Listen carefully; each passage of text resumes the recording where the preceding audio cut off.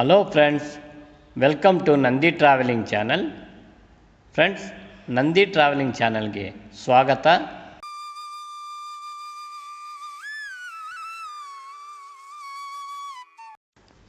ಕರ್ನಾಟಕದ ಸ್ಕಾಟ್ಲ್ಯಾಂಡ್ ಎಂದೇ ಹೆಸರು ಪಡೆದಿರೋ ಒಂದು ಸುಂದರವಾದ ಪ್ಲೇಸ್ ಬಗ್ಗೆ ನಿಮಗೆ ಗೊತ್ತಿದೆಯಾ? ಈ ಪ್ಲೇಸು ನಮ್ಮ ಬೆಂಗಳೂರಿನಿಂದ ಸುಮಾರು 252 ಕಿಲೋಮೀಟರ್ ಡಿಸ್ಟೆನ್ಸಲ್ಲೇ ನಿಮಗೆ ಇದೆ ಅನ್ನೋದು ನಿಮಗೆ ತಿಳಿದಿದೆಯಾ? ಈ ಕರ್ನಾಟಕದ ಸ್ಕಾಟ್ಲ್ಯಾಂಡ್ಗೆ ಇನ್ನೊಂದು ಹೆಸರಿದೆ, ಅದು ನಮ್ಮ ಫೇಮಸ್ ಆದ ಮಡಿಕೇರಿ ಅಂತ. ಈ ಮಡಿಕೇರಿಯನ್ನು ಕೂರ್ಗ್ ಅಂತಾನೂ ಕರೀತಾರೆ. ಈ ಮಡಿಕೇರಿಯನ್ನು ನಮ್ಮ ಜೀವನದಲ್ಲಿ ನಾವು ಒಮ್ಮೆಯಾದರೂ ಹೋಗಿ ನೋಡಬೇಕು. ಏಕೆಂದರೆ ಅಷ್ಟೊಂದು ಅದ್ಭುತವಾದ, ಅಷ್ಟೊಂದು ಸೌಂದರ್ಯಭರಿತವಾದ ಪ್ರಕೃತಿ ತಾಣವನ್ನು ನಾವು ಈ ಮಡಿಕೇರಿಯಲ್ಲಿ ಕಾಣಬಹುದು. ವೀಕೆಂಡ್ಗಳಲ್ಲಿ ನಮ್ಮ ಬೆಂಗಳೂರಿನ ಜನಗಳು ಹಾಗೂ ಬೆಂಗಳೂರಿಗಂತ ಬಂದಿರೋಂಥ ಜನಗಳು ತುಂಬ ಇಷ್ಟಪಟ್ಟು ಹೋಗುವಂಥ ಪ್ಲೇಸಸ್ಗಳಲ್ಲಿ ಮೊದಲನೆಯದು ಬಂದ್ಬಿಟ್ಟು ಮೈಸೂರಾಗಿರುತ್ತೆ. ಎರಡನೇ ಪ್ಲೇಸ್ ಬಂದು ಖಂಡಿತ ಈ ಮಡಿಕೇರಿನೇ ಆಗಿರುತ್ತೆ. ಏಕೆಂದರೆ ಇಲ್ಲಿನ ಸೌಂದರ್ಯ ಅಷ್ಟು ಸುಂದರವಾಗಿರುತ್ತೆ. ಈ ಮಡಿಕೇರಿಯ ಬ್ಯೂಟಿಫುಲ್ ಪ್ಲೇಸಸ್ಗಳನ್ನು ನಾವು ಒಂದು ದಿನದಲ್ಲಿ ಹೋಗಿ ನೋಡಿಕೊಂಡು ವಾಪಸ್ ಬರೋಕ್ಕಾಗಲ್ಲ. ಏಕೆಂದರೆ ಇಲ್ಲಿ ತುಂಬ ಪ್ಲೇಸ್ಗಳು, ತುಂಬ ಸುಂದರವಾದ, ತುಂಬ ಅಟ್ರಾಕ್ಟಿವ್ ಆದ ಪ್ಲೇಸ್ಗಳನ್ನ ನಾವು ನೋಡಬೇಕಾಗಿರುತ್ತೆ. ಆದ್ದರಿಂದ ನಮಗೆ ಮಿನಿಮಮ್ ಒಂದು 3 ಡೇಸ್ ಆದರೂ ಬೇಕಾಗುತ್ತೆ ಈ ಪೂರ್ತಿ ಮಡಿಕೇರಿಯನ್ನು ನೋಡಿಕೊಂಡು ಬೆಂಗಳೂರಿಗೆ ವಾಪಸ್ ಬರೋದಕ್ಕೆ. ಆದ್ದರಿಂದ ಈ ನನ್ನ ವಿಡಿಯೋವನ್ನು ನಾನು ಭಾಗ 1, ಭಾಗ 2 ಅಂತ ಮಾಡ್ತೀನಿ. ಆಗ ನಾನು ಡೀಟೇಲಾಗಿ ಈ ಮಡಿಕೇರಿಯ ಬಗ್ಗೆ ನಿಮಗೆ ತಿಳಿಸ್ಬೋದು.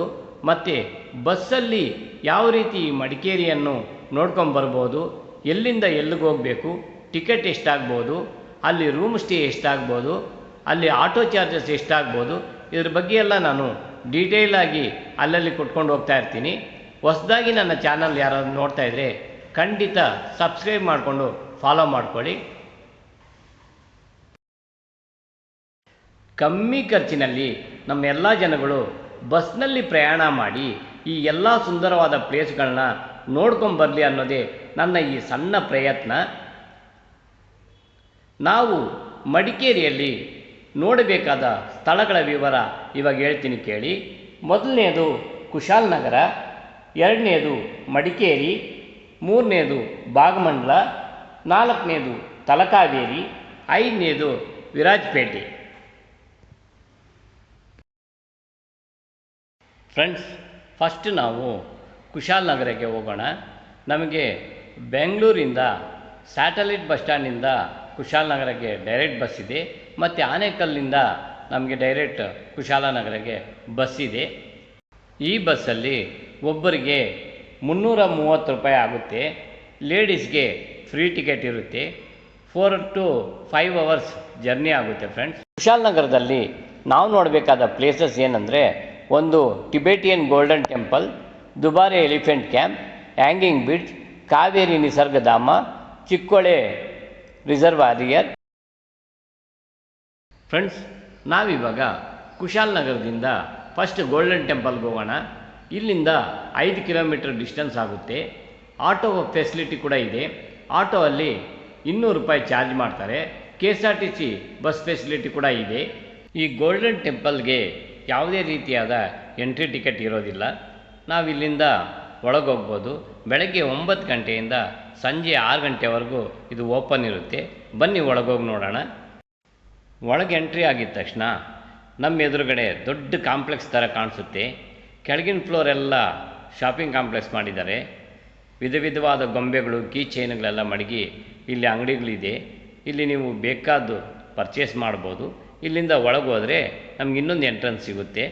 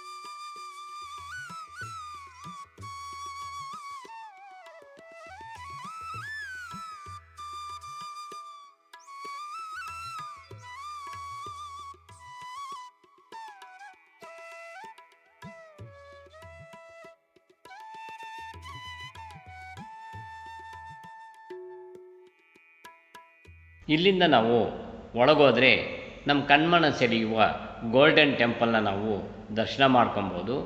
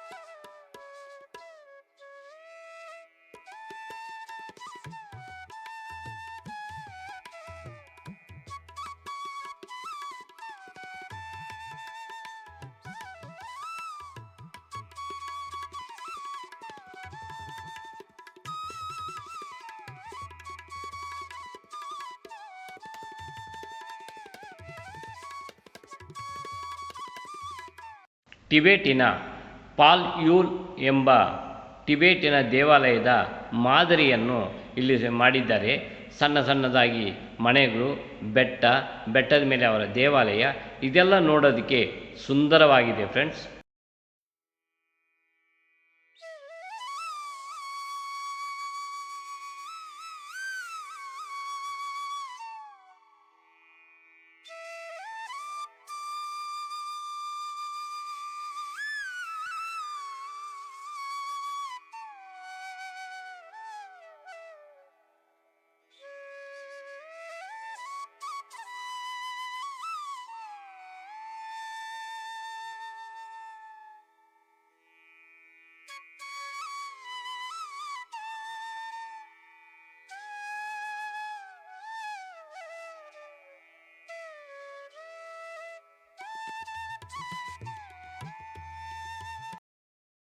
ಫ್ರೆಂಡ್ಸ್, ಈಗ ನಾವು ಇಲ್ಲಿಂದ ದುಬಾರೆ ಎಲಿಫೆಂಟ್ ಕ್ಯಾಂಪ್ಗೆ ಹೋಗೋಣ.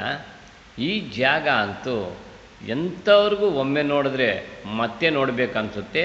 ಅಲ್ಲಿಂದ ವಾಪಸ್ ಬರೋದಕ್ಕೆ ಮನಸ್ಸೇ ಆಗಲ್ಲ, ಅಷ್ಟೊಂದು ಸುಂದರವಾಗಿ, ಅಷ್ಟೊಂದು ಬ್ಯೂಟಿಫುಲ್ ಆಗಿದೆ. ಯಾಕಂದರೆ ಇಲ್ಲಿ ನದಿ ದಾಟ್ಕೊಂಡು ಆ ಕಡೆ ಹೋದರೆ ಅಲ್ಲಿ ಆನೆಗಳನ್ನು ತೊಳಿತಾ ಇರ್ತಾರೆ. ಮೊದಲೆಲ್ಲ ನಾವು ಕೂಡ ದುಡ್ಡು ಕೊಟ್ಬಿಟ್ಟು ತೊಳಿಬೋದಾಗಿತ್ತು, ಇವಾಗಿಲ್ಲ, ತೊಳೆಯೋಕ್ಕೆ ಬಿಡೋದಿಲ್ಲ. ಬಟ್ ದೂರದಿಂದ ನೋಡ್ಬೋದು ಎಷ್ಟು ಸುಂದರವಾಗಿದೆ ಅಂದರೆ ಈ ಪ್ಲೇಸು ಫ್ರೆಂಡ್ಸ್.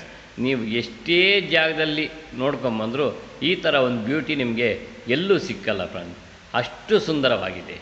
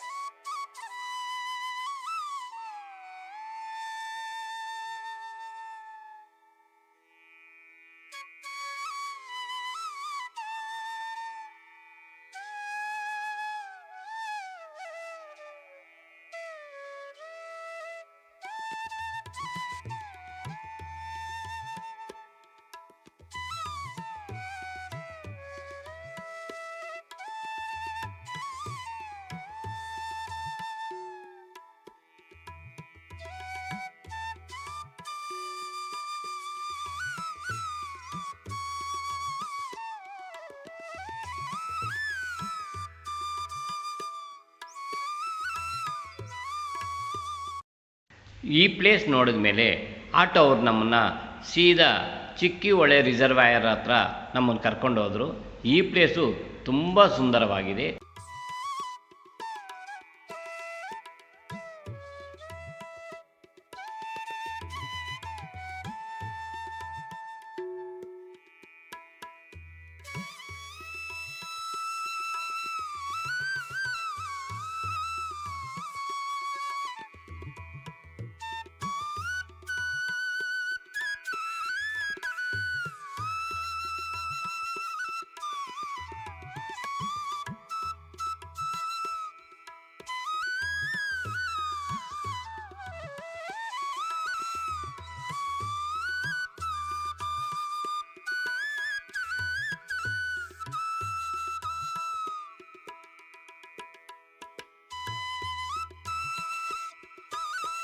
ಇಲ್ಲಿಯೂ ಸಹ ಯಾವುದೇ ರೀತಿಯ ಎಂಟ್ರೆನ್ಸ್ ಫೀ ಇರೋದಿಲ್ಲ.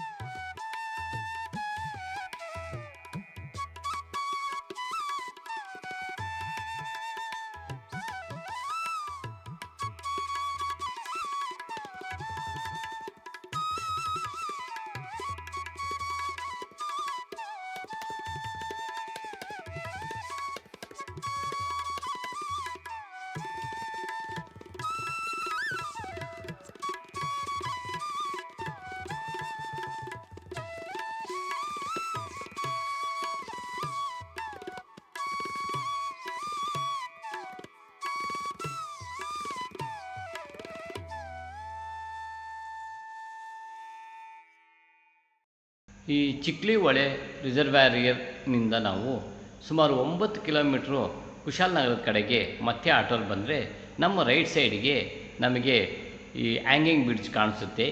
ಈ ಹ್ಯಾಂಗಿಂಗ್ ಬ್ರಿಡ್ಜ್ ಹತ್ರ ಹೋಗಿ ನೋಡೋಣ ಬನ್ನಿ. ಈಗ ನಾವು ನೋಡ್ತಾ ಇರೋ ಈ ಹ್ಯಾಂಗಿಂಗ್ ಬ್ರಿಡ್ಜು ತುಂಬ ಗಟ್ಟಿಮುಟ್ಟಾಗಿ ಈ ಹರಿಯೋ ನದಿಗೆ ಅಡ್ಡವಾಗಿ ನಿರ್ಮಾಣ ಮಾಡಿದ್ದಾರೆ. ಎಷ್ಟು ಗಟ್ಟಿಮುಟ್ಟಾಗಿದೆ ಅಂದರೆ ಇದ್ರ ಮೇಲೆ 2 ವೀಲರ್ ಸಹ ಹೋಗ್ಬೋದು, ಅಷ್ಟು ಗಟ್ಟಿಯಾಗಿದೆ. ಜನಗಳಿಗೆ ಈ ಹ್ಯಾಂಗಿಂಗ್ ಬ್ರಿಡ್ಜ್ ಕಟ್ಟಿದ ಮೇಲೆ ತುಂಬಾ ಉಪಯೋಗ ಆಯಿತು ಅಂತ ಇಲ್ಲಿನ ಜನರು ನಮ್ಗೆ ತಿಳಿಸಿದ್ರು.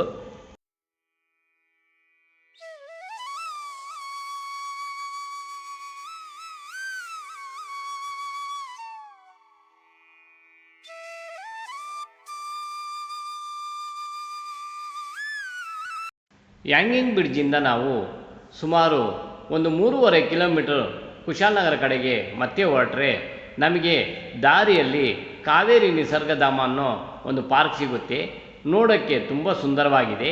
ಇಲ್ಲಿ ಒಳಗಡೆ ಜಿಂಕೆಗಳೆಲ್ಲ ಇದೆ. ಒಬ್ಬರಿಗೆ 20 ರೂಪಾಯಿ ಟಿಕೆಟ್ ಆಗುತ್ತೆ. ಮಕ್ಕಳಿಗಂತೂ ಇದು ಆಟ ಆಡೋದಕ್ಕೆ ಒಳ್ಳೆ ಪ್ಲೇಸ್ ಅಂತ ಹೇಳ್ಬೋದು ಫ್ರೆಂಡ್ಸ್. ಕಾವೇರಿ ನಿಸರ್ಗಧಾಮ ನೋಡಿದ ಮೇಲೆ ನಮಗೆ ಸ್ವಲ್ಪ ಟಯರ್ಡ್ ಅನ್ನಿಸ್ತು. ಆದ್ದರಿಂದ ಬೇಗ ನಾವು ಕುಶಾಲನಗರಕ್ಕೆ ಹೋಗ್ಬಿಟ್ಟು ಅಲ್ಲಿ ಮಹಾರಾಜ ರೆಸಿಡೆನ್ಸಿಯಲ್ಲಿ ರೂಮ್ ಮಾಡ್ಕೊಂಡ್ವಿ. ಈ ರೆಸಿಡೆನ್ಸಿಯಲ್ಲಿ 4 ಬೆಡ್ಸ್ಗೆ 1200 ರುಪೀಸ್ ಚಾರ್ಜ್ ಮಾಡಿದ್ರು. ಬಟ್ ಕಂಫರ್ಟಬಲ್ ಆಗಿತ್ತು, ನೋಡೋದಕ್ಕೂ ರೂಮ್ ಡೀಸೆಂಟಾಗಿ ಚೆಂದಾಗಿತ್ತು. ಆದ್ದರಿಂದ ನಾವು ಇಲ್ಲೇ ಬುಕ್ ಮಾಡ್ಕೊಂಡ್ವಿ.